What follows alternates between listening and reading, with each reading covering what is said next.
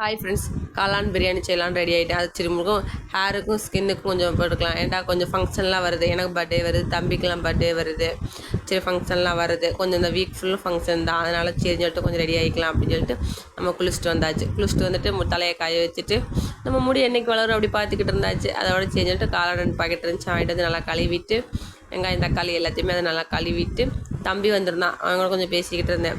வீட்டில் இருக்கும் போது அது வேணுமா இது வேணுமான்னு ஒன்று ஒன்றா கேட்டுக்கிட்டே இருக்கான்.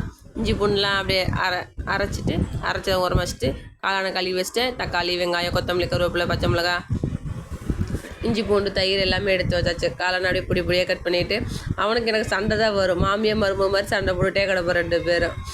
அதோட எல்லாத்தையும் எடுத்து வச்சுட்டு பட்டை லவங்கம் எல்லாம் சேர்த்துட்டு பிறகு எண்ணெய் சேர்த்து நெய் சேர்த்துட்டு பட்டை லவங்கம் சேர்த்துட்டு வெங்காயத்தை நல்லா வதக்கிட்டு தக்காளி பச்சை மிளகா கொத்தமல்லி கருவேப்பிலை இதெல்லாம் சேர்த்து நல்லா வதக்கிறேங்க.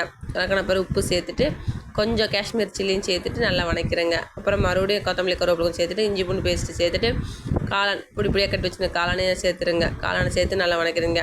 சிக்கன் மசாலா கொஞ்சம் மிளகாத்தூள், ஏன்னா எங்கள் வீட்டில் இருக்கலாம் காரம் அதிகமாக சாப்பிடுவேன். ஏன்னா இப்போ தான் எல்லோரும் காய்ச்சல் வந்து இப்போ தான் கொஞ்சம் உடம்பு நல்லா இருக்குது எல்லாத்துக்குமே. ஏன்னா எல்லாருமே ரொம்ப காய்ச்சலில் கிடந்தால கொஞ்சம் காரம் கம்மியாக பண்ணிக்கலாம்னு சொல்லிட்டு லெமன் சேர்த்துட்டு மறுபடியும் கொத்தமல்லி கருவேப்பிலை தூவி விட்டு மூடி வச்சு இறக்கிடுவாங்க. சூப்பராக இருந்துச்சு. பிடிச்சிருந்தா ஷேர் பண்ணி கமெண்ட் பண்ணி சப்ஸ்கிரைப் பண்ணுங்கள். அடுத்த வீடியோவில் பார்க்கலாம்.